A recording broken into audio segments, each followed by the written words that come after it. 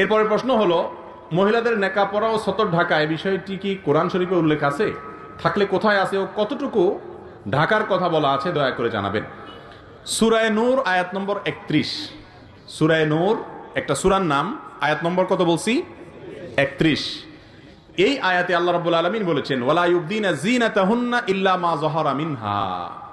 মহিলারা তাদের শরীরের সকল সৌন্দর্য এটাকে ঢেকে রাখবে, এটাকে প্রকাশ করবে না, ইল্লা মা যাহারা মিনহা, তবে যেটা এমনি প্রকাশিত থাকে সেটার কথা ভিন্ন।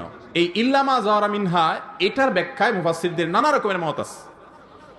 ইমাম ইবনে কাসির রাহিমাহুল্লাহ তার থেকে একটা মত বর্ণিত হয়েছে, আব্দুল্লাহ ইবনে মাসউদ রাদিয়াল্লাহু থেকে আরেকটা বর্ণিত হয়েছে, আরো অনেক মত আছে। এই মতগুলোর ভিতরে একটা মত হলো এই যে মা যাহারা মিনহার অর্থ হলো যে পর্দা করার পরেও যেটা প্রকাশ থাকে, লুকানো যায় না। যেমন বোরকা পরলে একজন উপরে শীতের কারণে একটা চাদর পরলো, তো এটা দেখা যেতে পারে, এটা প্রকাশ থাকে।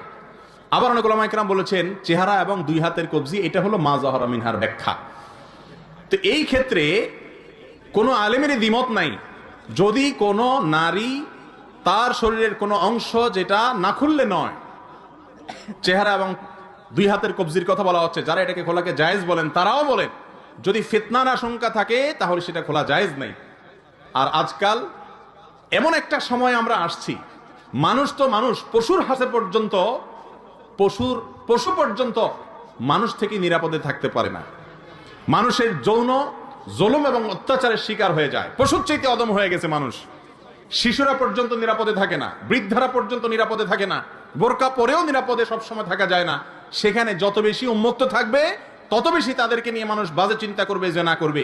মুসলিম নারী সম্ভ্রান্ত, তার মধ্যে আত্মসম্মান বোধ থাকবে যে আমাকে নিয়ে মানুষ বাজে চিন্তা করবে, এটা আমার সম্মানহানি, মনে মনে আমাকে উপর জেনা করবে, এই সুযোগ কোন সম্ভ্রান্ত নারী, কোন মুসলিম নারী কখনো দিতে পারে না।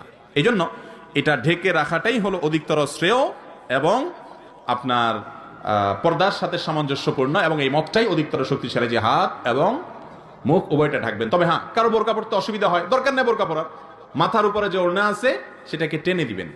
ইউদনিনা আলাইহিন্না মিন জালাবিবিহিন্না, আল্লাহ বলেছেন। সূরা নূর, সূরা আহজাব পড়েন, পর্দার বিধিবিধান জেনে যাবেন। আল্লাহ বলেছেন তাদের মাথার উপরে যে জিলবাব আছে, চাদর আছে, ইউদনিনা আলাইহিন্না, তারা সেটা নিজেদের উপরে টেনে দিবে। মাথার উপরে চাদরকে জিলবাব বলা হয়,